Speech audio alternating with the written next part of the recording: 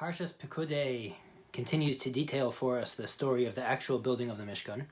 And right in the beginning of the Parsha, it tells us that the Mishkan was built by Betzalel, and as the verse states, Uvetzalel ben Uri ben Chor lamata Yehuda, Betzalel, the son of Uri, the son of Chor, of the tribe of Yehuda, Asa, did, as Kol Asher Tziva Hashem es Moshe, all that God commanded Moshe. Rashi picks up on a nuance over here in the Pasuk. It doesn't say that Betzalel did everything Moses, commanded him. It says, Betzalel did everything that Hashem commanded Moshe. Why doesn't it say that Betzalel did everything Moshe commanded him?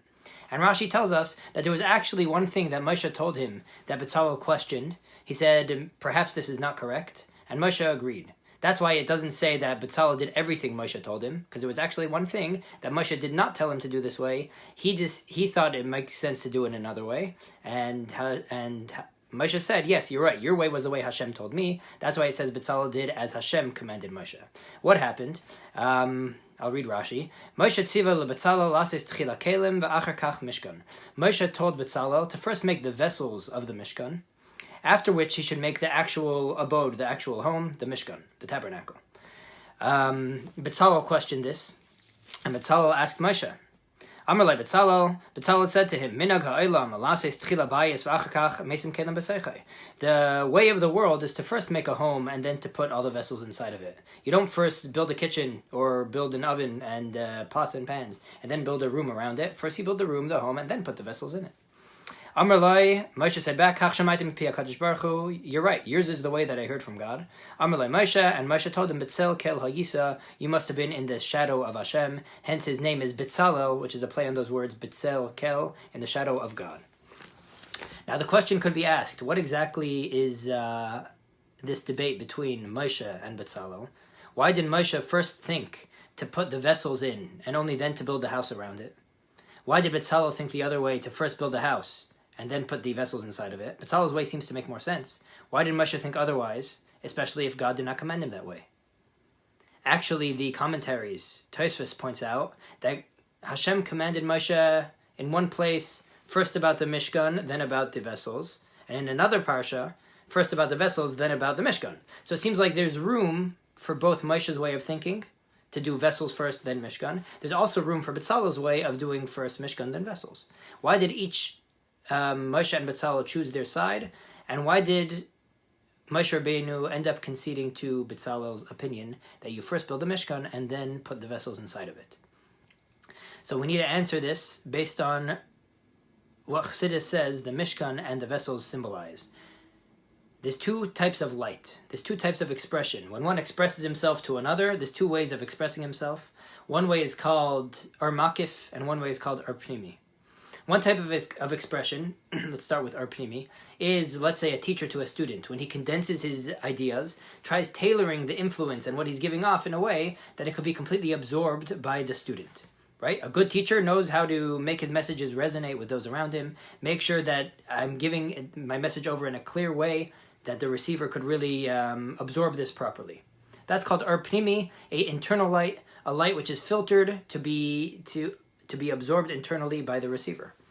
Then there's another type of light, the dominating light of Ar Makif, which is when the giver just gives off a certain aura, which is not there to be internally absorbed by the receiver, but the receiver is almost meant to be nullified and kept in check by that all-encompassing light. It's called Ar Makif, which means all-encompassing.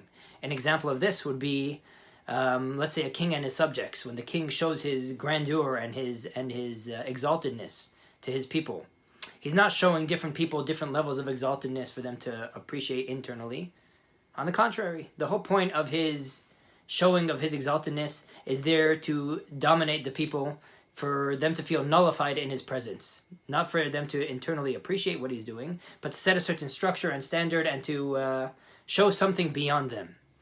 The Ar Makif shows a light beyond the receiver that just encompasses and almost overwhelms and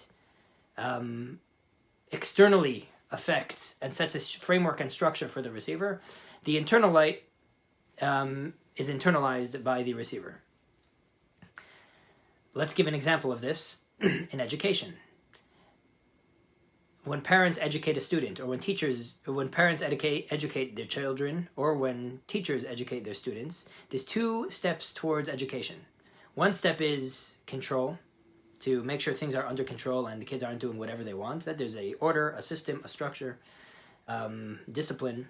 And then the soul of chinuch is connection, where there's actually that pnimius, that I'm noticing you, I'm emotionally nurturing you, looking to connect to you, getting to know you. There's much more love and this is what the soul of chinuch is: love, chemistry, nurturing, and building up the kid. The control is there when I'm there to set standards. You don't need to appreciate the standards, child, student. This is the rules of the school. This is the rules of the home, and this is what happens over here. And within that framework, which is created by the Or Makif, I'm now going to get to know you, get close to you, give you the soul of chinuch, which is the Or Pnimi. In case of our Parsha, the Mishkan, which is a all-encompassing home, just encompasses everyone that walks into it equally, represents the Or Makif.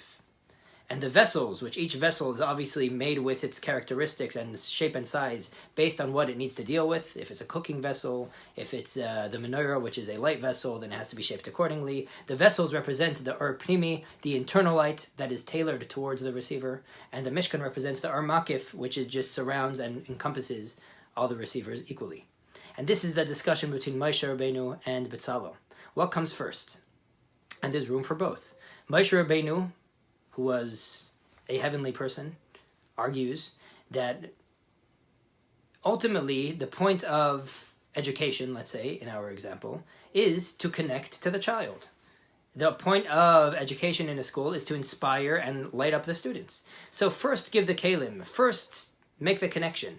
And then around that connection, the structure is going to follow. We could build as a kid once told me, we could build a structure, but a structure of paper, because the structure is just there to facilitate what I'm really trying to get to, that Or Pnimi. Start with a connection, and when you have a good, healthy connection between parents and children, students and teachers, then the structure will build around those vessels. We'll build the meshkan after we build the vessels, because the vessels are the important thing and what we should start with. Betzalel says, in an ideal world, you're right. In our planning, in the way we envision life to be, we should first envision what's our end goal, what do we want b'pnimius, and then start planning the structure around it. But minhag ha'olam, the way the world works, in a world of practicality, you can't start off with connection if there's hefkerus. You can't start off with connection if there's no structure around. Your children's ears aren't even open to listening to you. They first need structure. And within structure and proper framework, first build the mishkan, and then you're able to give the first control, then connection. Well, Moshe Rabbeinu said, first connection. First connect to your child. Then you'll be able to control your child.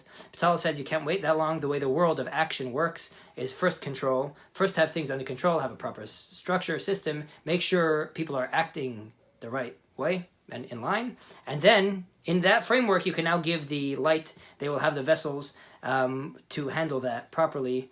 The connection should come after. In a world of action, the connection should come after the control. And Moshe Rabbeinu agreed, yes, in the ideal world, in the way things are planned, in the way things are in heaven, yes. What's the whole purpose of education? The whole purpose of education is connection.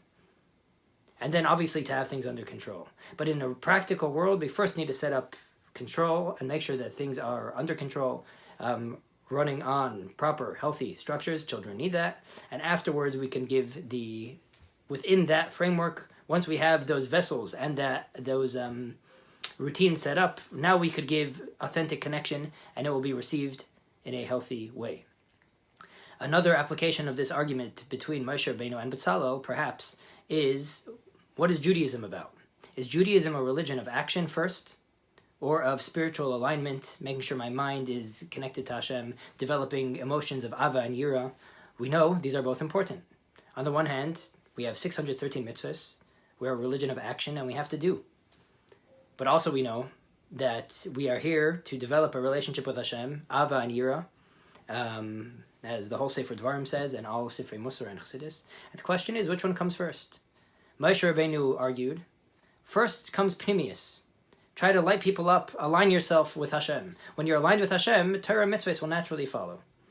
And Betzalel argues that we can't wait for people who are who are living in minhag ha'olam, who are living on planet Earth as physical, coarse people, to align themselves until they're going to be ready to do Torah mitzvahs. Who knows how where that's going to go. They have no structure with which to make it over there. Maybe you, Moshe Rabbeinu, could properly align yourself without that structure. But minhag ha'olam, most people need action first. First, Torah, mitzvahs, do what we have to do, and within the framework of Torah and mitzvahs, naturally the Ava and Yira will eventually follow. And Moshe Rabbeinu conceded that the right way in minhag ha'olam, the right way for most of us, is first action, first general structure and framework, and within that framework, when we have that done properly, the pnimius will come naturally and follow. Have a great Shabbos.